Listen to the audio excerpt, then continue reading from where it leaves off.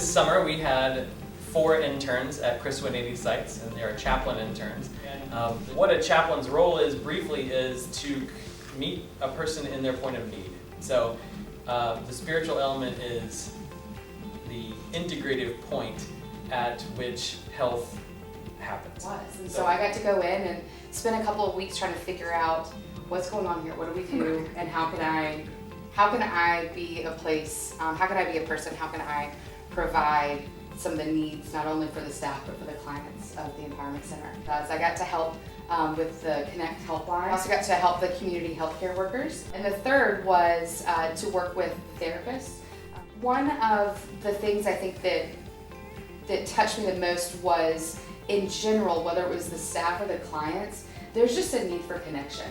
And there's a need to feel seen and to feel heard and to feel loved, and to be able to step into that space and help someone feel seen and heard and loved changed me in the ways that when I see people, sometimes I just see a person, and now I start to see people as people who might be in need, and how could I help?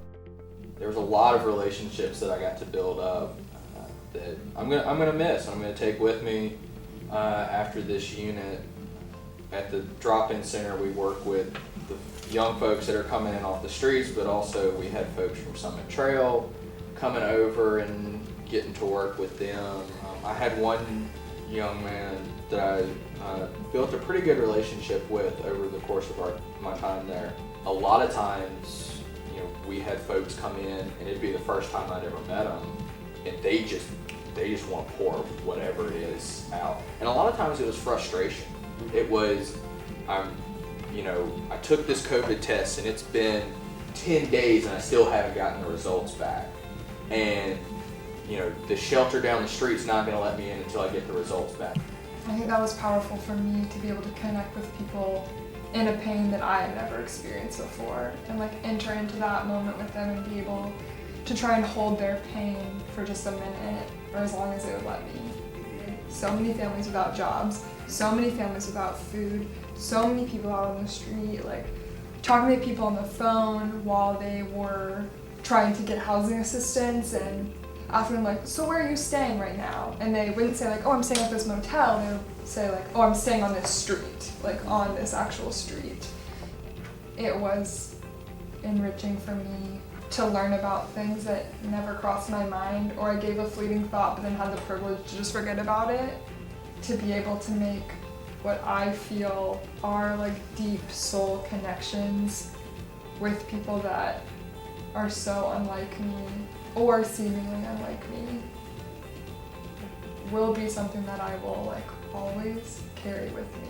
We need to give people an outlet to safely feel this pain and acknowledge the meaning that this has for them in their life. And so Salmoon and I worked together to create, and with Patrick, we stole his words, to create a vigil that gave people a space to say, yes, these people are now dead, and they're too important to be forgotten.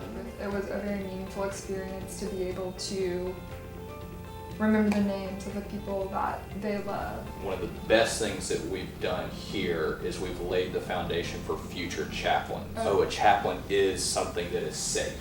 It is someone I can go and talk to about anything, and they're just going to sit and listen and care about me. Whoever comes next will have that connection already put in place. Whatever door God opens, you're going to have an experience that this experience has helped prepare you for. The truth is, we all need that spiritual connection to tie everything